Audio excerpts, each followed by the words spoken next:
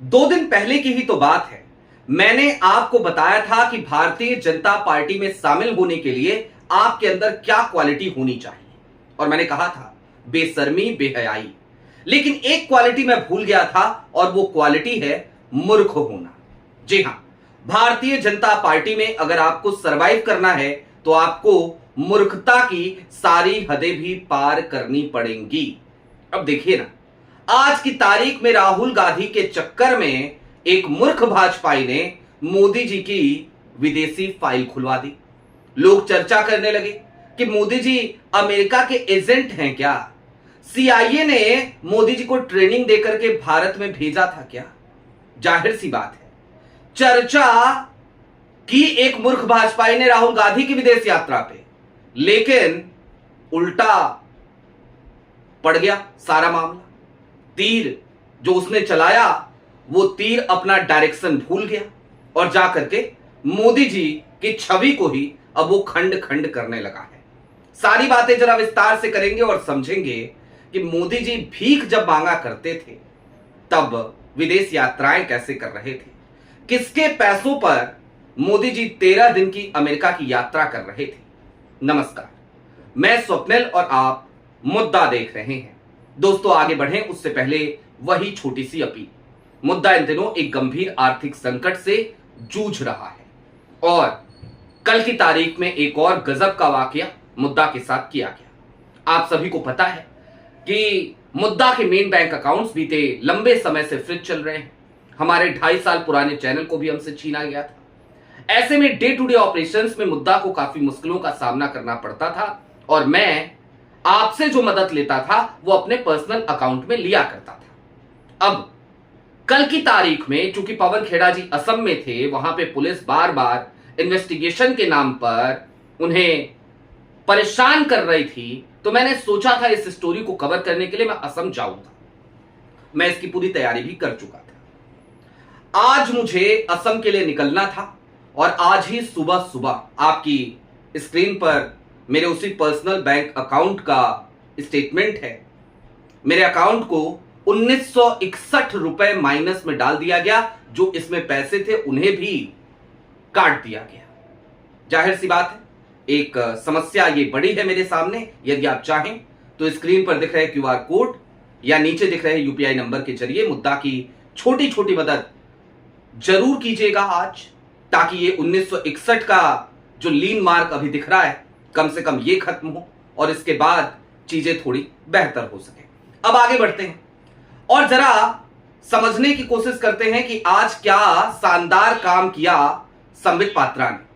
मसलन संबित पात्रा जो पहले टेलीविजन चैनलों पर अपनी मूर्खता का परिचय देते थे, आज वो भारतीय जनता पार्टी के हेडक्वार्टर में प्रेस के सामने उसी मूर्खता का परिचय देने के लिए अवतरित हुए, और उन्होंने जिक्र किया कि राहुल गांधी ने बीते 22 सालों में विदेश यात्राएं करी हैं 55, और इन 55 पे खर्च आया है 60 करोड़ रुपए का। मैंने कहा पर यात्रा पर कितना खर्च आया, जरा इसको भी देख लिया जाए, कैलकुलेट कर लिया जाए। तो बड़ा शॉकिंग रिजल्ट था। रिजल्ट जानते हैं क्या था? 1,11,11,111 रुपए। अब ये एक एक एक एक एक की जो फिगर है ना 7 बार, ये जाहिर सी बात है भारतीय जनता पार्टी को बड़ी सूट करती है। वो कहते हैं कि हम सनातन को मानते हैं, तो सनातन धर्म में भाई 1 का भी बड़ा महत्व है, 111 का बड़ा महत्व है, और 7 का भी बड़ा महत्व है। तो शायद उसी वजह से एक ऐसी फिगर इन्होंने क्रिएट करी थी। अब संबित पात्रा ने यह कहा कि भाई राहुल गांधी की जो इनकम है वो इनकम 11 करोड़ की है, तो फिर उन्होंने 60 करोड़ रुपए खर्च कैसे कर लिए? सवाल तो बड़ा था, और जाहिर सी बात है इस देश के जो मूर्ख होंगे, जो अंधभक्त होंगे, वो इसे इसी तरीके से देखेंगे कि कोई पैसा दे रहा है राहुल गांधी को ये तमाम विदेश यात्रा करने के लिए। लेकिन सच्चाई इससे परे है। क्या है सच्चाई? राहुल गांधी के विदेशी दौरे पे 60 करोड़ रुपए खर्च हुए हैं भी कि नहीं हुए हैं, उस पर भी अभी बात करेंगे। लेकिन उससे पहले जरा मोदी जी वाली विदेशी फाइल खोल ली जाए। कुछ मत कीजिए, आप गूगल पे जाइए, जाकर के लिखिए मोदी ACYPL। ये सिर्फ एक विदेश यात्रा की बात कर रहा हूं मैं। जो विदेश यात्रा प्रधानमंत्री नरेंद्र मोदी ने 1993 में करी थी। ACYPL एक ऑर्गेनाइजेशन है अमेरिका का, और इस ऑर्गेनाइजेशन को फंड करता है फोर्ड फाउंडेशन। वही फोर्ड फाउंडेशन जो दुनिया भर के लोकतांत्रिक देशों में किस तरीके से अपने लोगों को घुसाए इसकी जुगत में रहता है।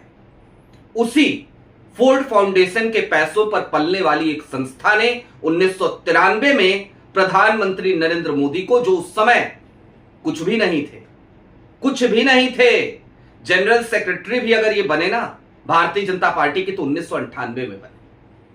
1993 के उस 13 दिन की यात्रा के 5 साल बाद बने। उससे पहले ये खुद कहते थे कि कभी मैं चाय बेचता था, कभी मैंने 30 साल भीख मांगी है, भीख मांग करके खाना खाया है, भीख मांग करके जिंदगी चलाई है। तो 1993 में ACYPL ने इनको बुलाया था अमेरिका, 13 दिन की यात्रा थी इनकी, और खूब तस्वीरें उसकी सोशल मीडिया पे वायरल होती हैं। आपने कई तस्वीरें देखी होंगी। सवाल तो है ना कि भैया मोदी जी आपको ट्रेनिंग के लिए बुलाया गया, 5 साल बाद आप भारतीय जनता पार्टी के जनरल सेक्रेटरी बने, लगभग 9 सालों के बाद आपको सीधे तौर पर मुख्यमंत्री बना दिया गया, और उसके बाद आज आप देश के प्रधानमंत्री हैं। तो क्या आपके ऊपर यह सवाल उठाना लाजमी नहीं है कि भाई आपको तो तैयार करने में, आपके चेहरे पर क्रीम उरीम लगाने में अमेरिका के पैसे का बड़ा योगदान है।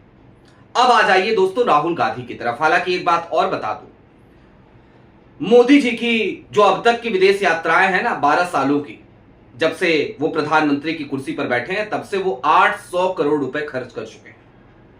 एक यात्रा तो सऊदी अरब की थी, तकरीबन आधे दिन की यात्रा, और उस आधे दिन की यात्रा में सिर्फ और सिर्फ होटल का खर्चा 10 करोड़ था, और गाड़ियों के फ्यूल वगैरह का खर्चा 4 करोड़ रुपए 12 घंटे की यात्रा में। और ये पैसा भारतीय जनता पार्टी का नहीं था, ये पैसा देश के टैक्स पेयर्स का पैसा था, आपका हमारा पैसा था, जिस पैसे पर मोदी जी ने यात्राएं करी है बीते 12 सालों में 800 करोड़ रुपए। अब दोस्तों लेकिन आगे बढ़िए, राहुल गांधी पे अगर सवाल उठे हैं तो जरा उन सवालों का भी पोस्टमार्टम कर लिया जाए। सबसे पहले तो 55 विदेश यात्राओं पे 60 करोड़ का ये जो खर्च बताया गया ना, संबित पात्रा को इसका जवाब देना चाहिए कि आपने एस्टिमेट निकाला कैसे हुआ ये 60 करोड़ का खर्चा, जरा बता दीजिए। क्योंकि राहुल गांधी जहां जाते हैं वहां पर कोई इवेंट होता है तो जाते हैं, या उनकी निजी ट्रिप्स होती हैं तो जाते हैं, और ऐसे में वो कोई वहां पर करोड़ों का टेंट सामियाना तो नहीं लगाते हैं, उस पे तो उनका कोई खर्चा होता नहीं है। तो ये 60 करोड़ रुपए कैसे हुए भाई?